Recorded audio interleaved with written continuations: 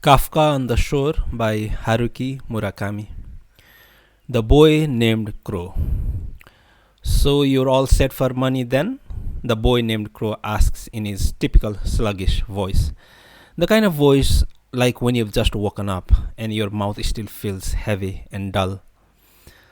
But he's just pretending. He's totally awake, as always. I nod. How much? I review the numbers in my head. Close to 3500 in cash, plus some money I can get from an ATM. I know it's not a lot, but it should be enough for the time being. Not bad, the boy named Crow says. For the time being. I give him another nod. I'm guessing this isn't Christmas money from Santa Claus. Yeah, you're right, I reply. Crow smirks and looks around. I imagine you started by rifling drawers. Am I right? I don't say anything. He knows whose money we're talking about, so there's no need for any long winded interrogations. He's just giving me a hard time. No matter, Crow says, you really need this money and you're going to get it, beg, borrow, or steal. It's your father's money, so who cares, right? Get your hands on that much and you should be able to make it for the time being. But what's the plan after it's all gone? Money isn't like mushrooms in a forest. It doesn't just pop up on its own, you know. You'll need to eat, a place to sleep. One day you're going to run out. I'll think about that when the time comes, I say. When the time comes, Crow repeats, as if weighing these words in his hand. I nod. Like by getting a job or something? Maybe, I say. Crow shakes his head. You know, you've got a lot to learn about the world. Listen, what kind of job could a 15-year-old kid get in some far off place he's never been to before? You haven't even finished junior high. Who do you think's going to hire you? I blush a little. It doesn't take much to make me blush. Forget it, he says. You're just getting started and I shouldn't lay all this depressing stuff on you. You've already decided what you're going to do, and all that's left is to set the wheels in motion. I mean, it's your life. Basically, you gotta go with what you think is right. That's right. When all is said and done, it is my life. I'll tell you one thing though. You're going to have to get a lot tougher if you want to make it. I'm trying my best, I say. I'm sure you are, Crow says. These last few years, you've gotten a whole lot stronger. I've got to hand it to you. I nod again. But let's face it, you're only 15, Crow goes on.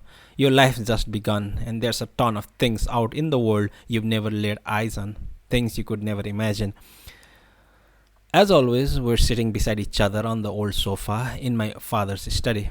Crow loves the study and all the little objects scattered around here. Now he's toying with a B-shaped glass paperweight. If my father was at home, you can bet Crow would never go anywhere near it. But I have to get out of here, I tell him. No two ways around it. Yeah, I guess you're right. He places the paperweight back on the table and links his hand behind his head. Not that running away is going to solve everything. I don't want to rain on your parade or anything, but I wouldn't count on escaping this place if I were you. No matter how far you run, distance might not solve anything. The boy named Crow lets out a sigh, then rests a fingertip on each of his closed eyelids and speaks to me from the darkness within. How about we play our game? He says. All right, I say. I close my eyes and quietly take a deep breath. Okay, picture a terrible sandstorm, he says. Get everything else out of your head. I do what he says, get everything else out of my head. I forget who I am, even. I am a total blank. Then things start to surface. Things that, as we sit here on the old leather sofa in my father's study, both of us can see.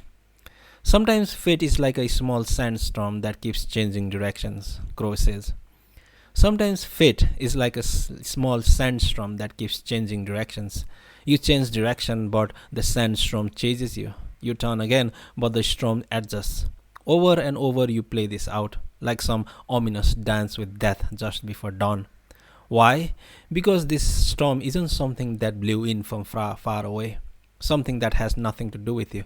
This storm is you. Something inside of you. So all you can do is to give in to it. Step right inside of the storm, closing your eyes and plugging up your ears so the sand doesn't get in, and walk through it step by step.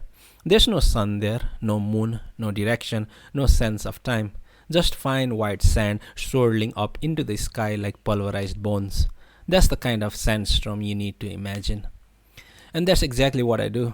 I imagine a white funnel stretching up vertically like a thick rope. My eyes are closed tight, hands cupped over my ears so those fine grains of sand can blow inside me. The sandstorm draws steadily closer. I can feel the air pressing on my skin. It really is going to swallow me up. The boy called Crow softly rests a hand on my shoulder, and with that, the storm vanishes. From now on, no matter what, you've got to be the world's toughest 15-year-old. That's the only way you're going to survive. And in order to do that, you've got to figure out what it means to be tough. You following me? I keep my eyes closed and don't reply. I just want to sink off into sleep like this, his hands on my shoulder. I hear the faint flutter of wings. You're going to be the world's toughest 15-year-old, Crow whispers as I try to fall asleep, like he was carving the words in a deep blue tattoo on my heart. And you really will have to make it through that violent, metaphysical, symbolic storm. No matter how metaphysical or symbolic it might be, make no mistake about it, it will cut through flesh like 1,000 razor blades. People will bleed there, and you will bleed too. Hot red blood. You'll catch that blood in your hands, your own blood, and the blood of others. And once the storm is over, you won't remember how you made it through, how you managed to survive. You won't even be sure, in fact, whether the storm is really over. But one thing is certain. When you come out of the storm, you won't be the same person who walked in. That's what this storm is all about. On my 15th birthday, I'll run away from home, journey to a far-off town, and live in a corner of a small library. It'd take a week to go into the whole thing, all the details, so I'll just give the main point. On my 15th birthday, I'll run away from home, journey to a far-off town, and live in a corner of a small library. It sounds little like a fairy tale, but it's no fairy tale, believe me, no matter what sort of spin you put to it.